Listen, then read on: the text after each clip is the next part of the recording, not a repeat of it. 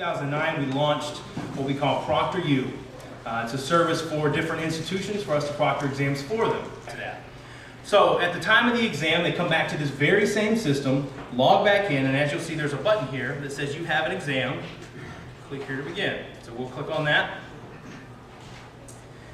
And this is going to open up the exam room and start the 3 steps. So the first step is just going to access my webcam.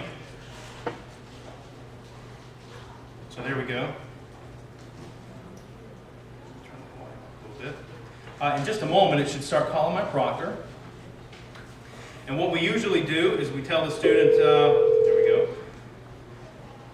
If something happens, the students may have a technical issue. If they do, they can scroll down to the second step. So here's our proctor. Hi, Rebecca.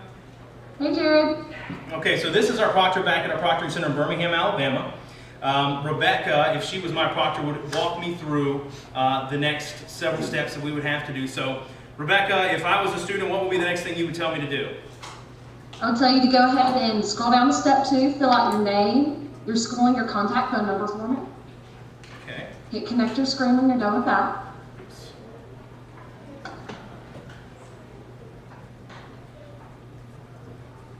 And I'll skip phone number. Okay, so we'll hit connect my screen.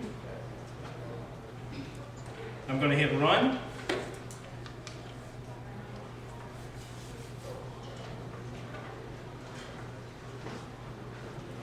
And what this is doing is this is allowing Rebecca to not only see my screen, but be able to move my mouse around. So if I'm having some technical issues and students come with a high level of anxiety when it's time to take an exam, so they may just lock up, and that's okay. We're able to take over their mouse, type in web addresses that they may need and things like that. Okay. Okay, yes. And Okay, Jared, you're now connected to my screen, so I could move your mouse right here. okay, so great. So Rebecca now can see my screen. She can see everything that's going on here. If I need her to, she can move my mouse. You can go ahead and do that, Rebecca. Okay, so there we go. So Rebecca can see everything on my computer, and she can also see my webcam stream right up here. So at that point, Rebecca is going to do what now? I would ask you to go ahead and scroll down to step 3 for me and hit authenticate. Okay. And at that time, if you can, let me open that for you. So she's going to unlock this authentication. Now this is the authentication process that I was talking about. It's powered by Axiom. Now I've done this a million times, so it's no fun for me. Do I have a volunteer that'd like to come up here and authenticate themselves? Come on, everybody. I give you candy. Somebody jump up. Anybody? You want to? Okay. All you have to do is type in your name and your home mailing address, and it's going to ask you a couple of questions about previous address history. What's your name? Bill. Okay, so Bill's going to fill this out for us.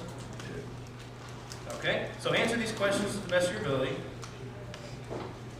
Keep in mind the proctor is actually still connected, and they're actually watching us complete this authentication.